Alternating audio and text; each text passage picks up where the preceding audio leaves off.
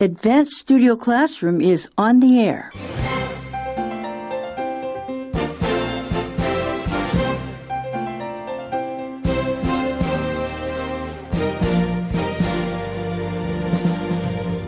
It's time to get back on our flight now with our internet takeoff, and we're talking about whether we should be having the internet on planes, so stay tuned for our technology article.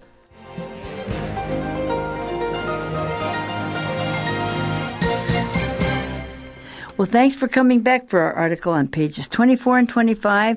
This is Doris Brome, who likes flying on planes, but I don't like to fly on them as much as I used to. And Steve, what about you?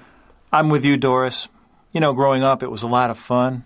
You could see a lot of fun things down there on the earth, but it's kind of taxing now. It's tiring. A little boring, right? Yeah. Well, if you get your internet on that, would that make it better?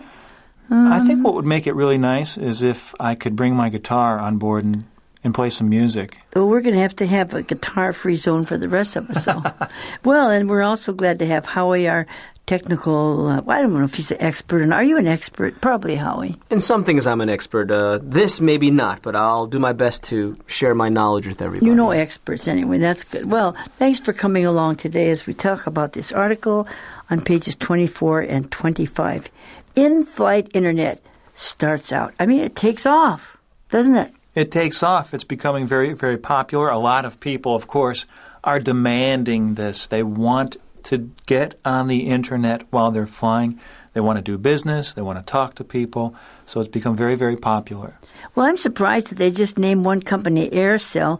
You know, Howie, there must be lots of companies that are trying to do this, aren't there? I think so, but according to the article, and we talked about this yesterday, AirCell has an exclusive license from the FCC. But yeah, I would think that from now and into the future, many companies are going to want to get into this because they're going to want to make money. Yeah, can you imagine how many companies were trying to get that exclusive license from the FCC? So it is mind-boggling that this one company, AirCell, got the license. It is very interesting. You wonder how come they got it over United Airlines or some of the other American, Continental and some of the other American ones, right? So I think whoever got that order probably got a big promotion. Do you think so? Yeah, I think it was a huge, huge thing for them. It was a milestone for the company. It was. It really was.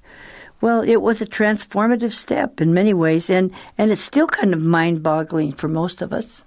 Yeah, I still can't believe it because I remember 2-3 years ago when I flew over to Asia, I was still amazed, wow, I can watch all these movies on an airplane, but now you can browse the web. So it's almost like being at home. There's nothing that you can't do on an airplane seat now. Except you can't stretch out all the way usually. Isn't that right, Doris, Steve? don't get me started. You need a little more space on those airlines, right? Yeah. But they are paving the way for making it more interesting for people because the flights are so long.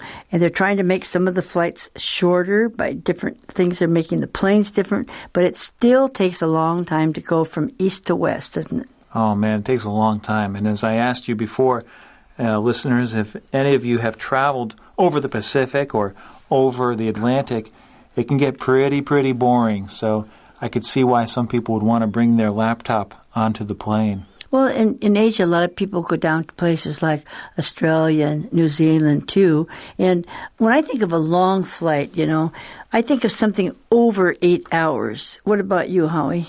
I've flown from America to Europe and Europe to here, so over 8 hours I'm starting to get to that point where, okay, I want to get out of this airplane so I can stretch. Yeah, me too. But I can do about 8 hours. You know, you have a meal, you sleep a little bit. Okay, it's time to get off. Uh-oh, only 8 hours. What about you, Steve? I think anything over 3 hours and I'm done. 3 hours. Well, yeah. Steve, don't ever go to Brazil. I had to go to Germany once from Brazil, and I'm telling you, I don't know how many, 32 hours or something. That was just too much.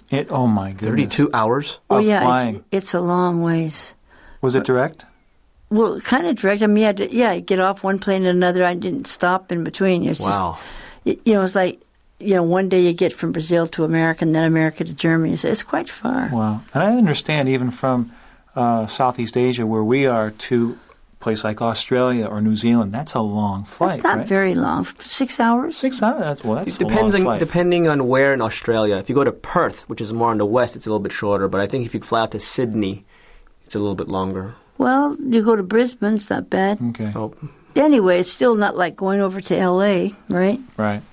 So the thing is, a lot of people do like to have the internet. Yesterday on page 24, we did talk about the fact that they say they're doing some market research, and of course this research changes because every time you ask people, they change their mind. But most people say, well, okay, if it's short, it's okay. But when it's a longer flight, they need it more because they get too bored. I guess they probably need the internet more if they're on a 13-hour flight. Do you think? Yeah, and yesterday I was talking about it from my perspective, thinking that if I was on a longer flight, I wouldn't want the internet because I wouldn't want to be disturbed by people talking over the, well, if they could talk, I wouldn't want to be disturbed by that or their screen. But they didn't research you, though. That was a They problem. didn't ask me. I was waiting for their phone call. Right. I'd like to remind our listeners that a lot of this research and these rules, they are applying to flights within the U.S. Because if you go to Europe or other parts of the world, they may allow you to do this stuff. They may allow you to talk on an airplane with a cell phone, of course, or they may have less rules when you're browsing the web. I've never been on a plane yet where you could use your cell phone, but maybe you can. I don't know. Have you ever heard about that? I have not, but again, this article alludes to it, and I have done some small research before where European flights, the governments are allowing these air companies to do just that, to have cell phones on the planes in the Middle East as well. Oh, yeah. Well, they can do whatever they want over there, I guess, but we can't do that here. Yeah. Okay, well, let's look at page 25 today. And what are we going to be talking about today as we talk about expanding this big market? Talking about how these Wi-Fi services, how they work and how they're affecting, I guess, the economy and if it's a good solution. Well, I think this is a good time of the year to talk about this because so many people travel now over the Christmas holidays, then the regular New Year, the Chinese New Year. Wow, what a time for the airplane industry. They must be really having all their flights full these days. Not only that, but this is the time where they jack up their prices. Oh, I know. Oh, yeah. That's right. Oh, man. They do, because just any time just for the holidays, that's when they can make a little extra, isn't it? Yeah, I think it's about, 1.5, almost 2 times more expensive. Should be illegal, if you ask me. Yeah, well, I think we'll make another whole article on that sometime, Steve. You can write it for us, right? But we're talking about expanding the market here about AirCell's in-flight Wi-Fi service, and they call it, what, Go-Go. Go-Go, you go-go. That sounds like a dancing place to me. The Go-Go. Yeah, that is an old dance. Yeah, but, it costs $12.95. That's not bad. Let's find out more about it. In fact, I think Brian is going to read the first section for us. Expanding the market. AirCell's in-flight Wi-Fi service is called Go-Go and costs $12.95 for flights over 3 hours. American Airlines has the system installed on just 15 flights for now, all of which fly coast-to-coast routes. Doug Bacalin, the carrier's manager of in-flight communications and technology, said the company would evaluate customer feedback over 3 to 6 months before deciding whether to expand Go-Go across its domestic fleet. It's a turbulent time for the airlines, with oil prices such as they are, Bacalin said. But we've been working on this for years. Even with the current price of oil, we think it's going to be a very economically justifiable solution. The AirCell system that turns airplanes into moving Wi-Fi hotspots weighs about 150 pounds, which Bacalin said was not extravagant. 3 antennas on the aircraft search for the best signal from 92 ground-based towers in the continental U.S. AirCell built about 10 of these towers and leases the rest. Meanwhile, back on the plane, passengers can access the wireless network with their laptops, BlackBerries, and personal data assistants.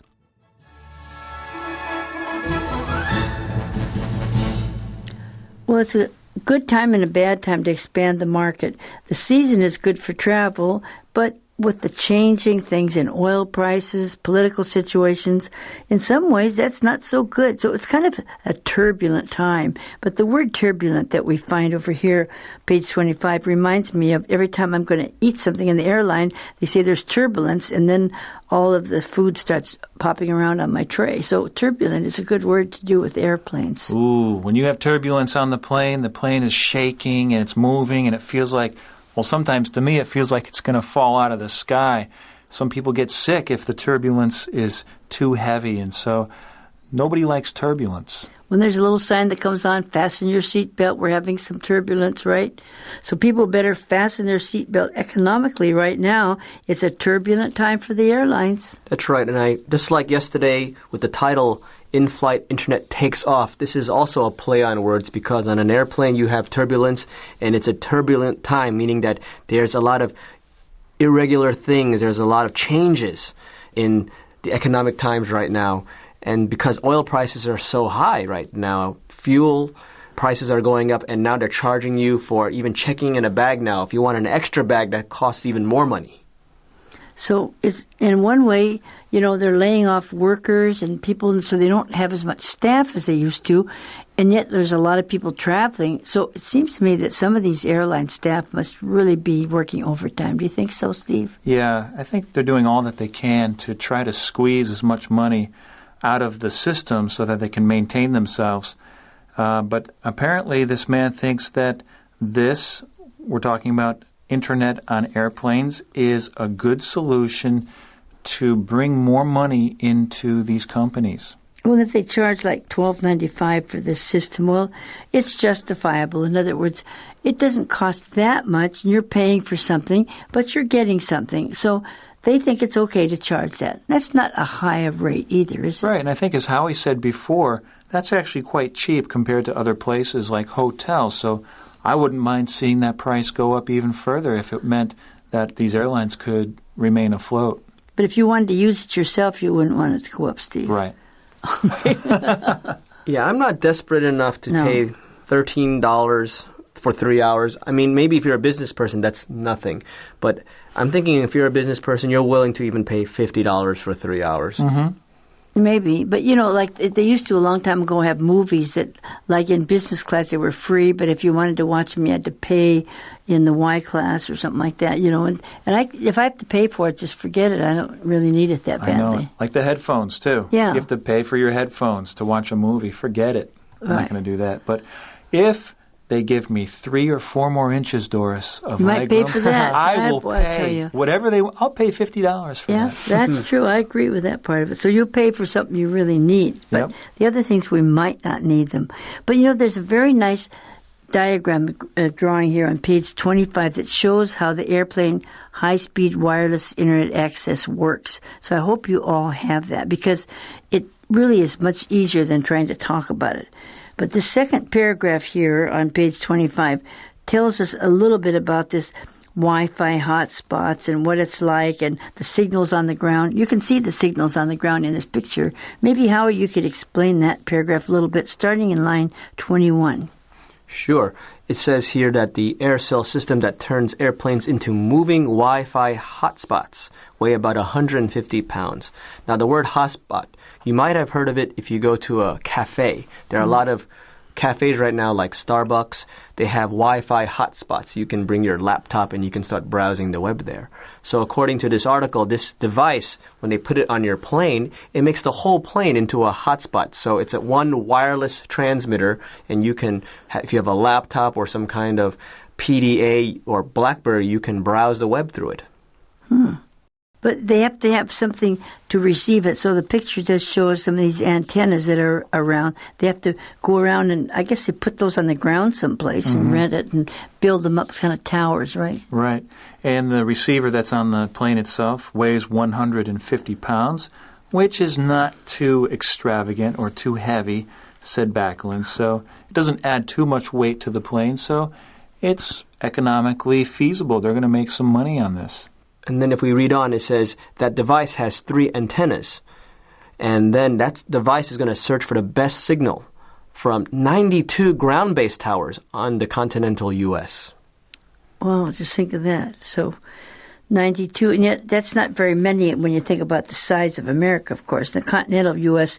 means that we don't include Hawaii, right? Or Alaska. Or Alaska, right. So they build about 10 of those towers, it says, and they lease the rest of them that they don't use. So, I don't know, maybe some radio stations use the rest of them. I don't know. A lot of, I guess, companies now use it to broadcast, maybe satellite radio, maybe television, maybe even cell phone. So it probably has a lot of uses. Maybe they share them. That's right. If that's possible. So I guess that they can access the wireless network on their laptops and so forth. And some people like to do their email, but I kind of like to get away from that a little bit myself. I do too. I kind of go into a semi-comatose state myself, Doris. I like to crawl up and just be in semi-consciousness and get to my destination. Or if I'm up and awake, I like to read a book, just be really quiet and relax. It's a time to relax. If you had your guitar there, Steve, I think you'd play it, though. I would, and I hope that would help other people relax. Well, I don't know about that part. Depends on what you play, doesn't it? But, it is interesting to have. Next thing, they'll be having music on planes for people to sing along or something. You got to have a little free time there, right? I agree. Right. Yeah. So it's going to be interesting to see what happens on this. And there's a lot of things here. Are there any words you think we need to explain or any other ideas so far? I underlined the word lease on line 27. And lease basically is a contract for something. So when you rent it out to somebody, it's a contract that you can see and sign. So it says here, Aircell built about 10 of these towers and it leases the rest. So it rents it out. A company would sign a contract, and it shows that they have leased or rented these other towers. Right. A lot of people have leases on their apartments. You can pay this rent for the next 2 years or 5 years. Then they won't raise the rent during that time. But at the end of that lease, then you can stay longer, but you sign a new one, and maybe you have to pay more money. So people try to not have to pay every year and negotiate with the landlord. That's so right. They like to get a lease, right? And you can lease a car also. Some people, instead of buying a car, they like to lease a car, which is basically renting it for a certain amount of time. And it has insurance and everything on it, right? Okay. Well, the future of the in-flight internet is going to be pretty interesting. We can't say exactly, but we see the direction it's taking off for. We see that the way has been paved. So let's read the last part of our article, The Future of In-Flight Internet. The future of in-flight internet.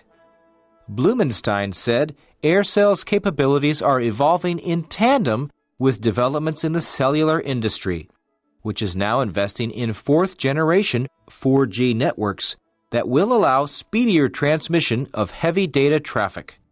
The next generation of networks is expected to spur growth in multimedia features on mobile phones, with consumers streaming video or playing graphics-intensive games on their handsets. For GoGo users, the advent of 4G networks could mean watching live HD TV in the air, Blumenstein said.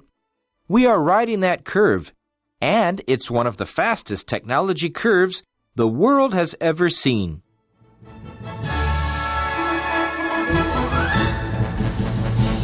So, what about the future of in-flight internet? Are you ready? It's very bright, and I'm ready to talk about it. What about you, Steve? I am. Well, we began this article when Jack Blumenstein was watching 10 Boeing 767-200s which were equipped with this technology. He was watching to see if it was successful, if it was working, if the broadband internet technology was viable. And apparently it's working. So, as you said, Howie, it does look promising. Well, you see there that Blumenstein and Aircell's capabilities are in tandem with. Have you ever seen a tandem bike? You know what that is? It's when two people are on it at the same time. Right. There's two people on one bike, and they're both pedaling in tandem. They're doing it together. So when you do this in tandem with the cellular industry, that means that the computer industry and the cell phone industry, they're going along on this thing together. We all talk about the 3G network and have you got a 3G phone, Steve? Most people do. I actually don't have one because I feel like I'm not going to spend that much money on a phone, and if I drop it, That's it. So actually, I happen to have a phone. 3G because, when they come out, they just do. Do you have a 3G one, Steve? Doris, I'm afraid I have a 1G, if that's possible. Oh, I'm going to have to get you guys up to date. Well, mine's a 3G. I've seen your phone, Doris, Yeah, and it it's a can do 3G. email, you can browse the web. Yeah, it tell can you the fix your dinner for you, even. Almost, Take pictures. tell right? you Yeah. the weather for next week and everything, yeah. But anyway, I don't know about the 4G. Now, they're talking about investing in a fourth generation networks. And what does that actually do if I get a 4G? Now, this I'll give 4G, Steve my it doesn't 3G. exist yet. Okay. It's still being in development. It's still a standard that they're trying to refine because right now the standard is still 3G or third generation. And one of the advantages of a 4G phone will be you can send and receive information a lot faster because right now, if you have a 3G phone, you can browse the internet, but some people think it's too slow. So if you have a 4G phone, they say it's going to be much faster. It's going to be more like a computer or a laptop, and you can browse the web at really quick speeds. Well, Which no. is fantastic for people who like to watch videos, right? Yes, that's true. That's heavy data right there, and videos and pictures and music, and that stuff can be downloaded and viewed much faster. I know right now in Japan, I think that's where it's most popular. People can watch television shows, people can watch videos. They have movies on demand all through your cell phone, and that operates on a 3G network. 3G or 4G? 3G. That's on a 4G is 3G. still a spec, They're is still a working on it. specification that isn't completely fleshed out yet. But probably if you were using Steve's phone, the people would just talk and stop, start, stop. Have you ever done that on the internet? They start to talk and they stop and they start. Oh, you give up. I think you need to get a 3G, Steve. Steve's cell phone, you can use a calculator. That's right. But, they do like to do that. They like to have streaming video coming in or playing graphics-intensive games on their handsets and so forth. But I don't think that's that necessary, but they like to do it. But what is it for the GoGo users? What does this 4G actually mean then?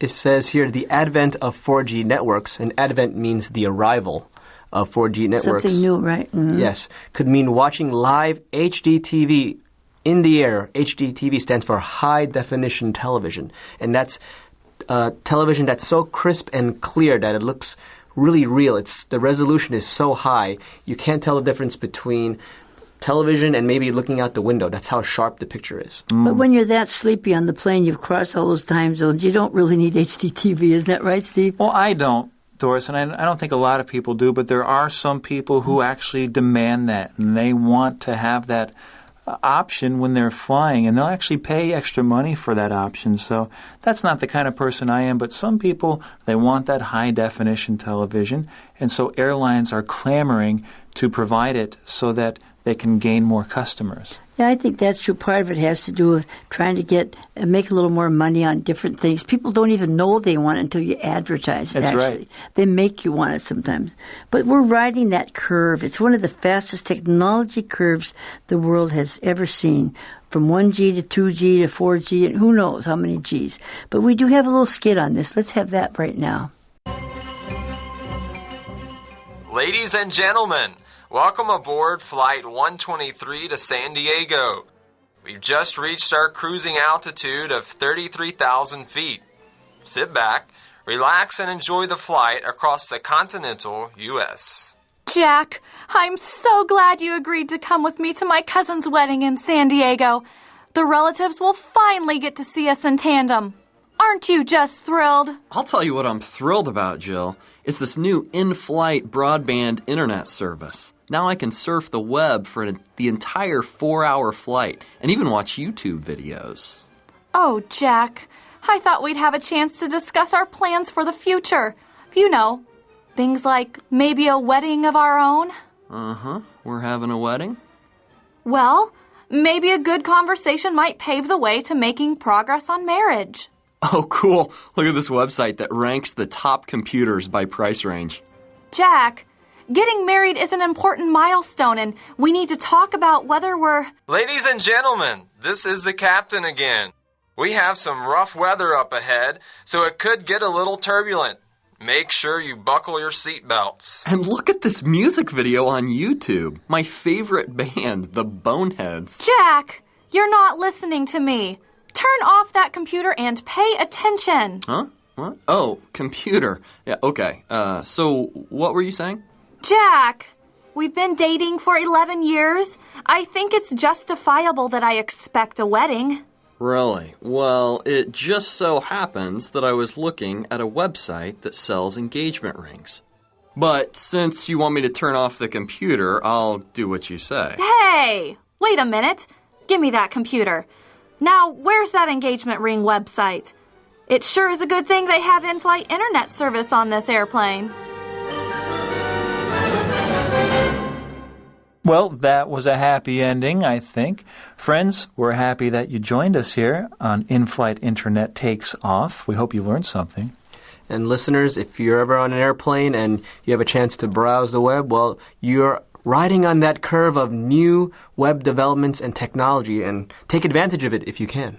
But remember, the person next to you might be like Steve and they want to sleep, so don't turn your light on too bright. And actually, I think we do have to consider other people when there's so many of us in a small space. So maybe we could just take a little rest part of the time. Right. Think of me next time you talk on your cell phone. But it's been a very interesting article, and as these things take off, we at least need to know about them, and it's good to have an opinion on them. So think of what you think about it. And maybe after you're in that situation, once you might change your mind. But these things will go on developing, and people will try to get newer gadgets and other things to use, but just get the things that are necessary for you. And if you don't have the money, forget it. Don't buy it, right? That's right. Right. Bring your guitar. Save your money and upgrade to the business class. If you can. Whatever. But thanks for being with us, and we hope you're planning some good, interesting things over the lunar holidays. So we have a few more days yet. So we'll be with you again with a new lesson again tomorrow. Goodbye. Goodbye, friends. Bye.